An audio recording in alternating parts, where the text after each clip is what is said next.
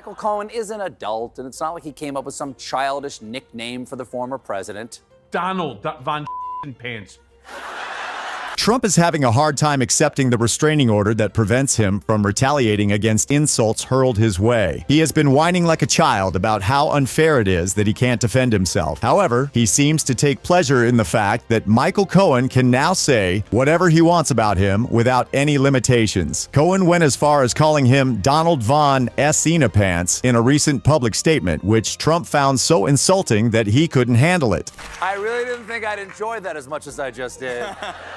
But show some respect, sir. That's President Von Pants. During the hush money trial of former President Donald Trump, his defense attorney shared a derogatory nickname for him that was deemed offensive by Trump himself. This nickname was officially entered into the court record, adding to the already tense atmosphere. Trump's lawyers argued that the gag order against their client was unjust, as everyone else was free to criticize him except for the president. Adding insult to injury, Michael Cohen, Trump's former personal lawyer, posted a series of mocking messages about the former president, which were also presented in court. The entire situation felt like a scene from an elementary school playground where a child complains to the teacher. Pence also shared an image Cohen posted of Trump in an orange jumpsuit, a moment that the court sketch artist depicted like this. As Cohen's absurd posts and unfunny memes were recited by Trump's attorney, the president sat motionless at the defense table, enduring crude jests with a blank and emotionless expression.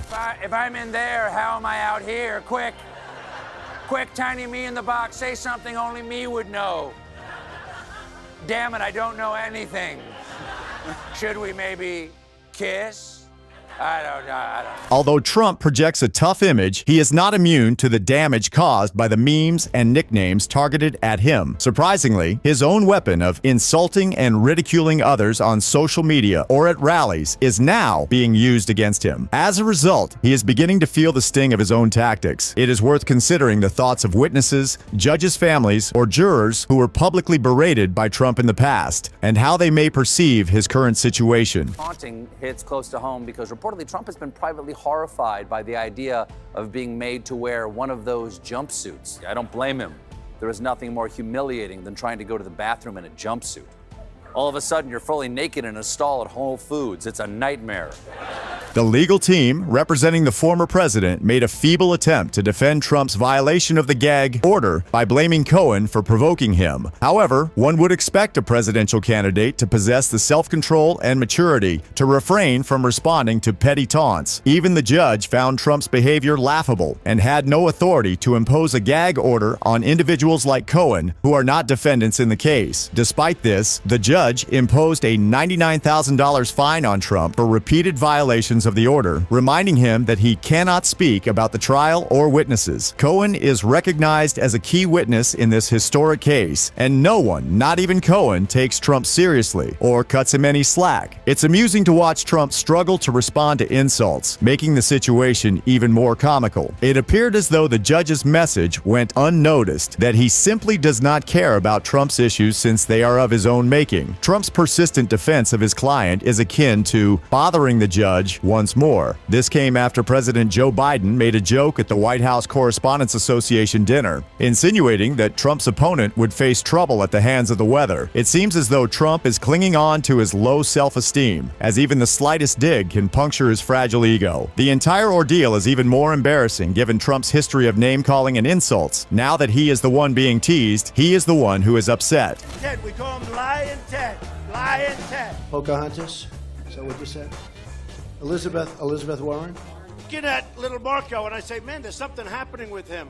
And he's like melting. I love running against crooked Hillary. I love that. I've been so much. Crooked Hillary Clinton. No, but why did she get rid of him? Hillary, rotten Clinton. Rotten Clinton. Hillary Rotten Clinton. Despite not being a witness in the case, the judge allowed Trump to respond to Biden's taunts in order to find some peace. However, Trump failed to come up with a witty comeback during his rally in Wisconsin on Wednesday. You know, when Biden went to the beach all the time, he'd go to the beach Tuesday, Wednesday. Somebody, one of his idiot consultants, said he looks good in a bathing suit. He's 81 years old. Historically, Cary Grant didn't look good at 81 in debating. It's unclear who Trump believes himself to be, but he lacks the authority to judge another's appearance in swimwear. Trump's physical build is hardly divine, unless he has a unique perspective. Donald Trump has said a lot of horrible things, but none worse than claiming that Cary Grant did not look good in a bathing suit. At any age. Trump seems to have extremely high standards when it comes to beach attire, as he recently commented that if someone doesn't look good in a swimsuit, he has no idea who does. At a recent rally, Trump spent a lot of time trying to roast Biden, but it was clear that Biden's little jabs really got under his skin. Trump is known for coming up with nicknames, and there are countless examples of this on a Wikipedia page. From Wacky Jackie to Sleepy Joe, Trump seems to enjoy giving people monikers. However, some of these names have become tired and overused, like Sleepy Joe, which was originally funny but has since lost its charm. Without becoming repetitive, it's important to find new ways to communicate your message in order to keep your audience engaged and interested. Repeating the same words and phrases can quickly become monotonous and dull. By varying your language and delivery, you can keep your message fresh and exciting and ensure that it resonates with your listeners. So, challenge yourself to think outside the box and find creative ways to express yourself. Your audience will thank you for it. Where's Sleepy Joe? He's sleeping, that's where.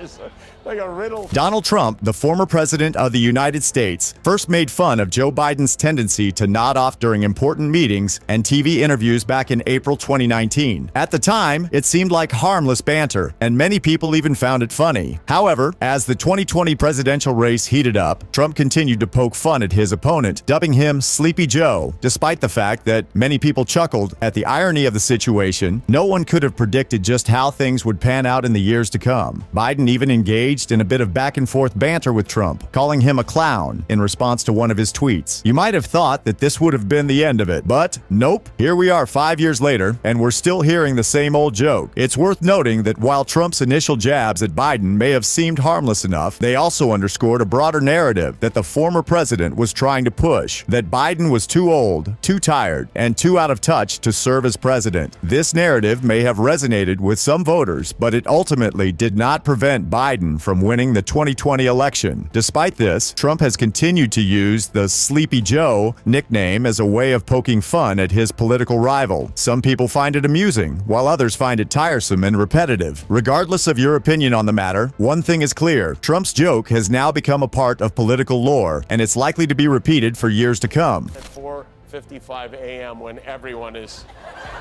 sleeping. Even the guy who makes the donuts is sleeping.